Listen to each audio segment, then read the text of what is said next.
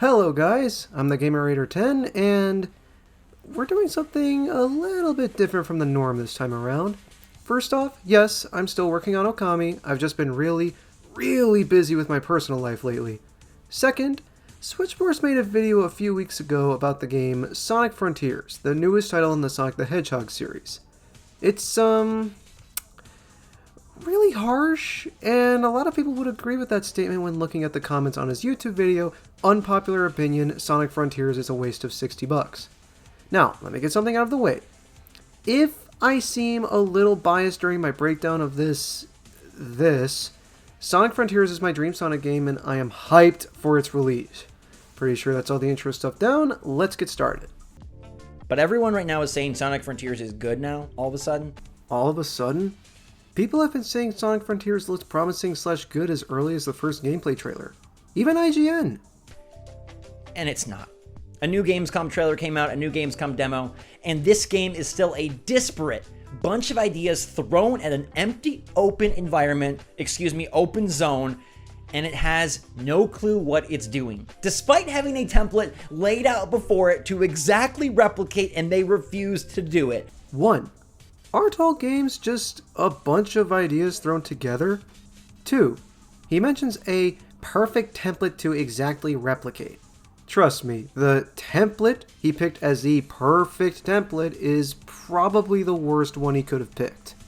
Oh yeah, a little game called Mario Bowser's Fury came out, and that is exactly what Sonic Frontiers should be. A dense experience with land to cover, but challenges galore, enemies awesome, and a overall fightable character that radiates throughout the experience and is a foe that you know and feels good. Yep. He uses Bowser's Fury, a game that has very little in common with Frontiers apart from being a platformer too, as the perfect template. I have several issues with this. 1. Sonic was created to be a totally different experience from Mario, as in mastery of the level. One commenter on his video mentioned that the speed of Sonic was the flaring for the fun, with mastery, as in being able to blaze through a level, being the most fun part. 2. There are challenges galore in Sonic Frontiers. That's literally what most of the gameplay trailers, especially more recently, are showing us. There's lots to see and do in Frontiers. 3. While I can agree the enemies aren't anything to write home about, you see in various trailers that Eggman, Sonic's most enduring enemy, is still a looming presence throughout Frontiers. They introduce Sage as an enemy to spice things up and keep the game's plot interesting, since the word to best describes Frontier's story is mysterious. Plus think about it. When you get tired of seeing Bowser over and over and over as the villain in Mario, I guess by that logic it was a bad idea for some of the Mario RPGs to have different villains than Bowser, like the Shadow Queen. 4. Frontiers is a dense Sonic experience. The reason why it's not as dense as a Mario game is because Sonic is much faster than Mario. Can you actually say Sonic would work in Bowser's Fury? 5. Bowser's Fury was released in 2021, a full 2 years after Frontiers entered full-time development. A game that is tried and true, but tries something new, and instead Sonic Frontiers is a vomit of rail grinds and boost pads and under 60-second stages to try and grab onto your nostalgic threads and pull you in. 1. A game that is tried and true, but tries something new. That is literally Sonic Frontiers. You have all of Sonic's moveset from the recent games. The Stomp, the Light Dash, the Boost, the Homing Attack, compiled on top of Sonic's new combat moves in an open world, open zone environment. Something which Sonic has never tried before, or at least scratched the surface of. 2. The cyberspace levels have been noted to be well over 60 seconds, even described as surprisingly long by people who've actually demoed the game. Also, you make it seem like the cyberspace levels are the meat and tomatoes of Frontiers when they're really not. Or more like pull the money out of your wallet. Hey, I don't mind. I already put down my $5 for the pre-order of the Switch version. They show off Green Hill Zone and everyone goes bananas. Green Hill Zone. A Green Hill Zone that we've seen 50 times before. A Green Hill Zone that takes 50 seconds to complete. A Green Hill Zone that's part of cyber stages that are 1 to 2 minutes in length. Okay, I can agree that Green Hill Zone is a bit overused. Personally, I would have gone with Emerald Hill Zone. But at the same time, what about all the billions of times we've seen the same worlds in Mario? Grass world, desert world, water world, snow world. The same kinds of worlds with levels that take 2 to 3 minutes to beat. Even given 30 cyber stages, we have under an hour of gameplay. You are aware that as of August 27th, 2022, Frontiers isn't even out yet? You don't know how long exactly the cyberspace levels take cumulatively. Nobody but Sega does.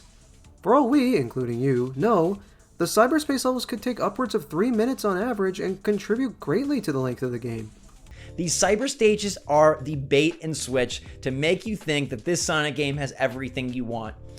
Ah, yes, because the cyberspace levels are clearly the draw of the game and not, the open world. But let me tell you that while Mario Bowser's Fury Central Mechanic was something innovative and cool and very fun, Sonic Frontiers Central Mechanic is drawing circles. Sonic Frontiers Central Mechanic is drawing circles. Dude, Zach, literally, your background footage shows Sonic doing things other than drawing circles. If you're going to make such a wacky claim, the least you could do is show 3 back-to-back clips of Sonic using the Psy-Loop.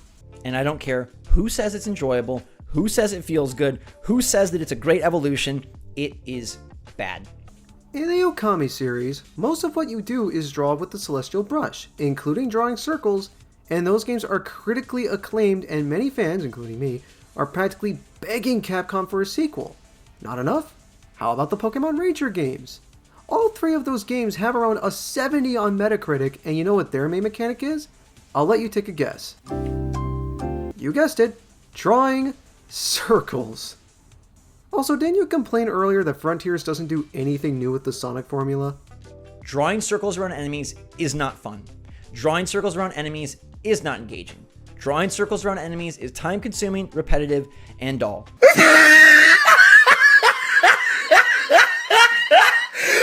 Look at the top of his head.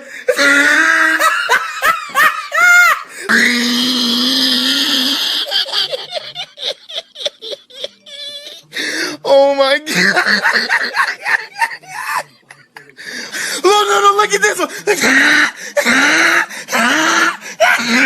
And instead of putting in fun, creative enemies, they put in a Mighty Mug child baby. Don't know why that's the main character they show off in the story trailer. Maybe because, she's the main villain? By that logic, why did they show a black, edgy Bowser-looking thing in the trailer for Bowser's Fury? And then you're fighting geometric objects. Imagine if in Mario Bowser's Fury, instead of fighting Koopas and Goombas and giant birds with beaks and all sorts of other creatures...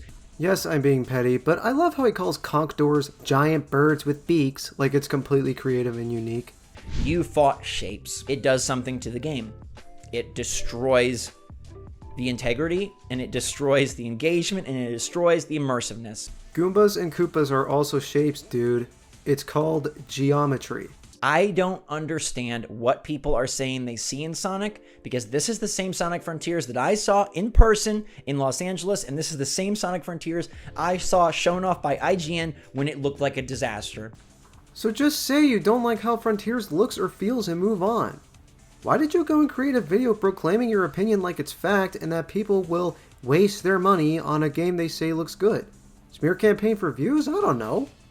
And yes, they did throw together a nice quick cut trailer that indicated other environments, but those environments are still a random smorgasbord of grind rails and boost pads thrown aimlessly around. Bowser's Fury is a random smorgasbord of walls and obstacles thrown aimlessly around. With the central mechanic being go around? Literally the central mechanic, by that logic, of Mario 64, Sunshine, and Odyssey. What's that? It's not? Draw circles? There aren't the little challenges that capture fun bits of Sonic. The fun bits of Sonic are in those cyberspace stages, again, trying to really just convince you that this is what you loved. I feel like my IQ is slowly dropping as I watch this. Literally everything you can do in cyberspace, you can do in the open world.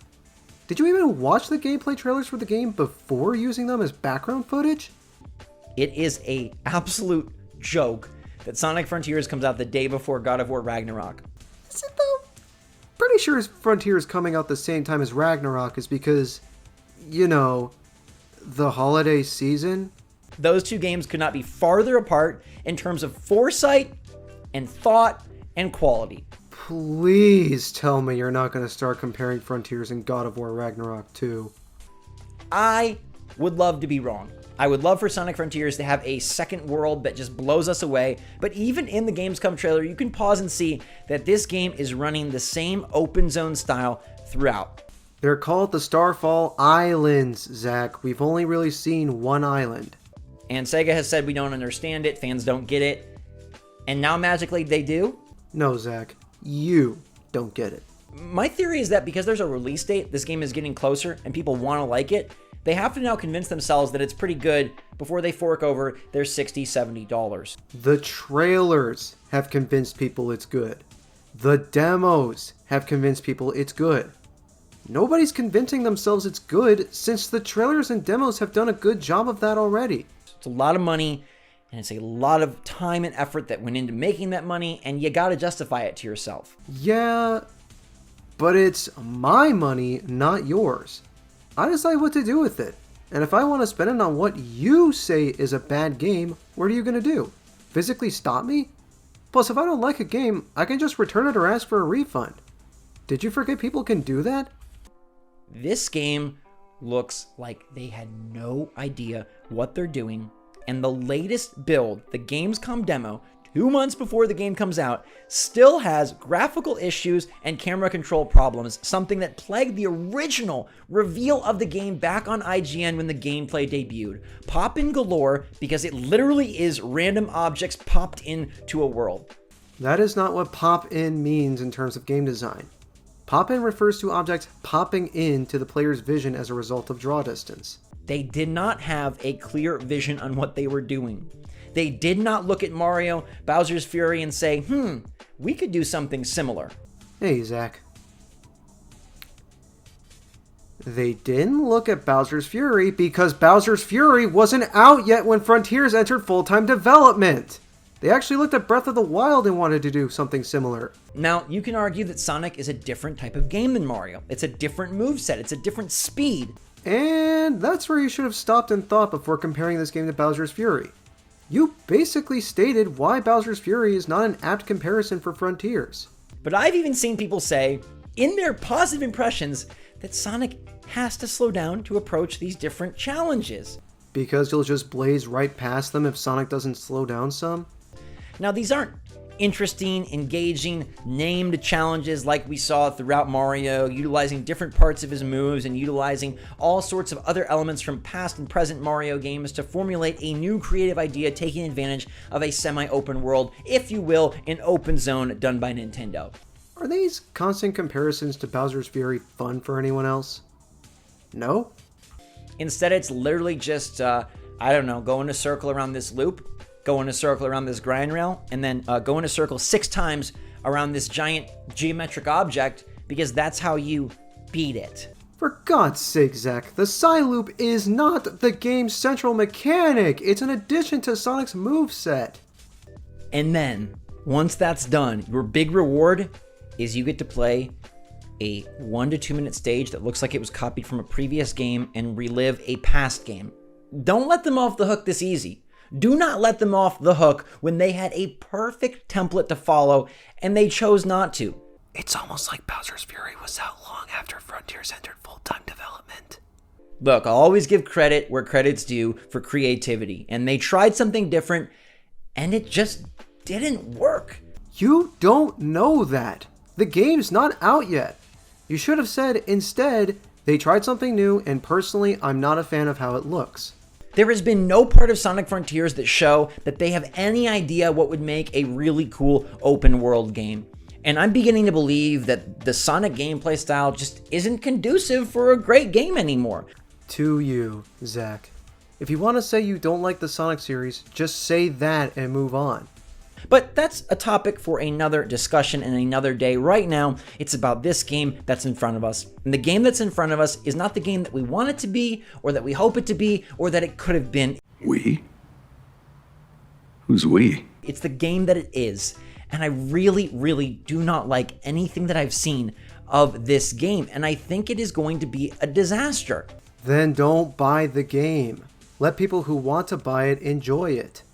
I really do. There's been a lot of Sonic disasters in the past, and I think this will go down as one of the biggest. I mean, look at the character design of the main dude they decide to show off in the character trailer. People are grabbing at straws saying, we saw Big the Cat. There's a fishing minigame. We see Amy. So, it's bad that they're using more characters they haven't used in a while? Big's most recent appearance in the main series was in Heroes, and Amy is one of the main characters of Frontiers. Don't let them do it to you. Don't let them do it to you. They designed a game where they thought you deserved geometric enemies, giant towers for bosses, and random, sporadic, not grouped together in any sort of organized or artistic way objects for you to climb and slide and fall off of. Even though fans have been making open world Sonic games for a while and Sega is finally jumping on that train? Sonic Frontiers still looks as goofy and discombobulated as it did in the beginning. Does it though? I think their presentation much improved over the first IGN trailer. We're just getting close to the release date now, and people want to believe because they've loved Sonic from when they were young. And not because Frontiers actually looks good and, again, is a game fans have been wanting for a while now. And I know how that feels. I know how that goes. I understand the desire. But I'm saying, I'm hoping, I'm wishing that you will see through that and not let that get you. No. You should have said, I personally don't know why everyone is excited, but that's just me. Maybe you see something that I don't. Again, it's not up to you what happens with my money. Because you'll spend your $60 and you'll find yourself flummoxed. Why did I believe in this game that has boring mechanics and looks like not a great execution and has visual problems 2 months before release, but I had a secret hope? No, you'll spend your $60 and think, I don't really care for this, and go return the game. Did you forget refunds are a staple of retail? And I have no secret hopes that this will do great on Switch because that system is nowhere near as strong as PC or Xbox, and it has problems there. I can agree with that. The Switch is not as powerful as the PS5, Xbox Series X, or PC. I just want the game for Switch so I can play Frontiers wherever I go. I feel like the open zone of Sonic Frontiers is going to be disastrous on Switch and have even more pop-in and graphical hiccuping than the other versions have already exhibited. But what if it doesn't? What then? And they've shown their hand. They're being honest with you. Don't create something that isn't there. Sega has not said, oh, there's more deeper gameplay later on. They've said you don't understand what makes this good. AKA, we don't know. Because they've shown what makes the game good, and people like you, who are pushing their opinions as fact, aren't still convinced. Sure, if what you're saying Sega said is true, Sega could have worded that less antagonistically, but that doesn't change what's been shown. People don't like it?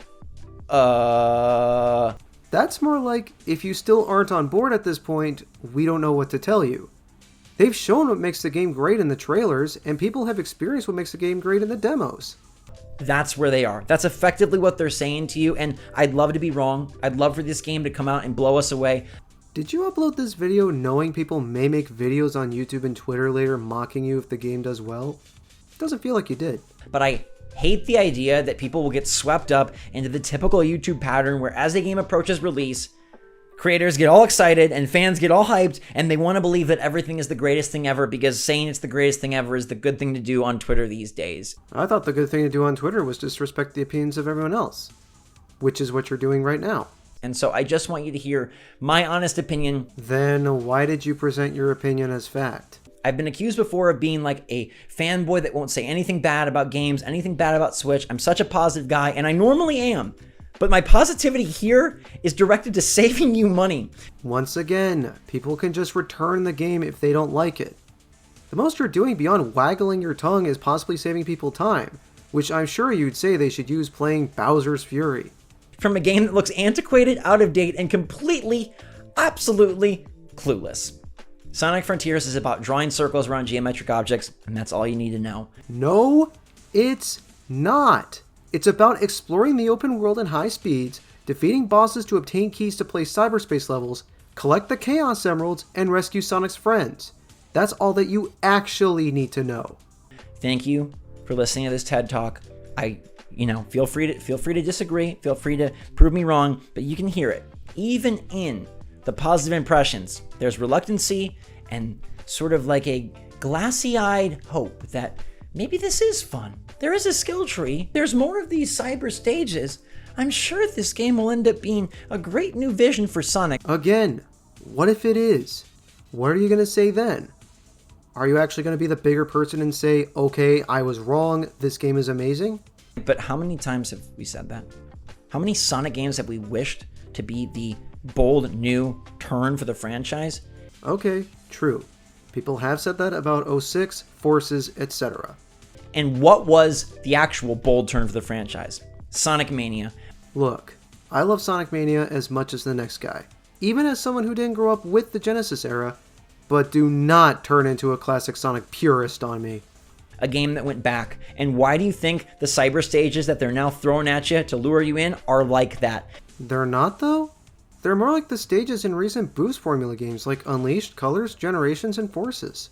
They reel you in with what worked way back when, and what in some cases still works today. And how would you have them do it? Copy-paste Mario games and slap on a Sonic coat of paint? You know Sonic Lost World didn't do that well, right? But they have no idea how to take this game into the next generation, into a new era, into a modern gameplay style. And they may never. Sonic may just not lend itself to that type of progression. But Sonic Frontiers, it ain't it. And I just wanted to get that off my chest and let you know. More like you wanted to present your opinion as fact and dictate what other people can and can't do with their hard-earned cash. Well, that's the video. It's not a good take. Zach presents his opinion on Sonic Frontiers as fact, compares the game to another game that does not play like it at all, and tries to dictate what you should or shouldn't do with your money. I think Frontiers looks fantastic, uses the Boost game moveset in the perfect environment for it, has an interesting story, and just overall looks really fun. I've already pre-ordered this game, can't wait for November 8th, and I'll definitely be making a video on my impressions of the game when it arrives. I normally don't like doing this, but if you like the video, subscribe, like the video, helps out with the algorithm, and for those who are waiting for more Okami, I am still working on it. Again, I've been very busy lately. Alright, that'll be all from me. I'm the Gamer Raider 10, and I'll see you guys in the next video.